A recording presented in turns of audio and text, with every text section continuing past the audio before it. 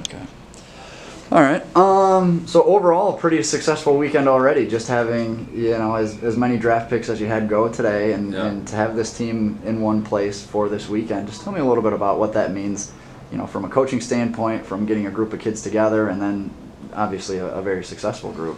Yeah, I mean, the goal was obviously to give kids the experience of playing in some international competition as well as the U.S. and getting these guys together based on their schedules is obviously very tough. But last year was our first kind of opportunity to bring a group. Timing-wise, never traditionally worked just based on our provincial tournaments. So last year we were able to bring a successful team down, which built some momentum going into this year. So to have that opportunity to do it 2 years in a row has been great. And then the success we had obviously in the draft today, going 17 for 17 is pretty good. So obviously excited and proud of the boys.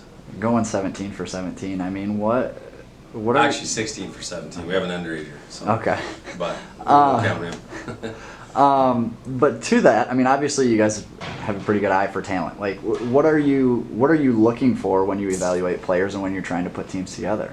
Well, traditionally for me, I like character first. So, I mean, team guys, I mean, there's obviously a lot of good hockey players out there, but individual talent is one thing, but, good, strong character that are team guys is kind of the first thing I look for.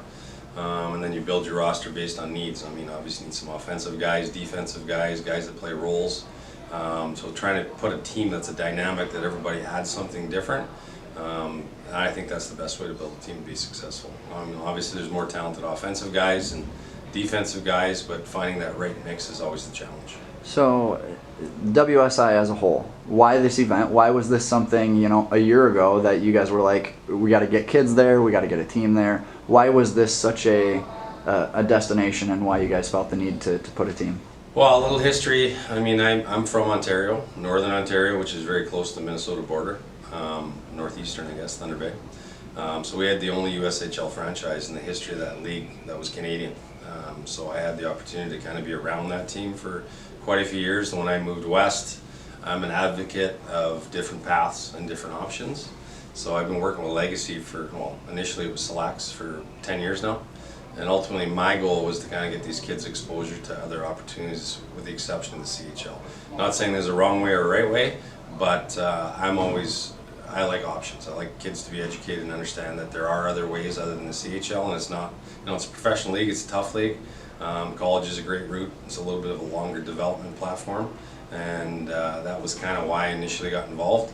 I'm more of a fan of that route than dub route. I mean, that works for the top guys, but there's lots of good hockey players that develop at a different rate. So just keeping your options open is kind of why I got involved and why I'm still involved. What makes this event so unique? I think it's the international flavor. Obviously got different coaches, different styles, structures. The Europeans are very passionate about the game, so I think it's an eye-opening for our Canadian kids, American kids that don't get the opportunity to play that. So experiences to meet, play with, play against, see other coaches' styles, meet some college scouts is, I think, the biggest draw. It's not too often you get to an event where you're getting that international flavor and actually playing against the best kids in the world at that age class, which the WSI does, obviously.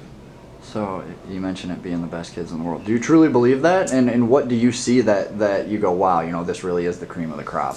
I do. So I'm lucky where I'm involved with kids with the brick tournament, so I run that program. So I see kids at basically the Adam double age up through all those elite programs.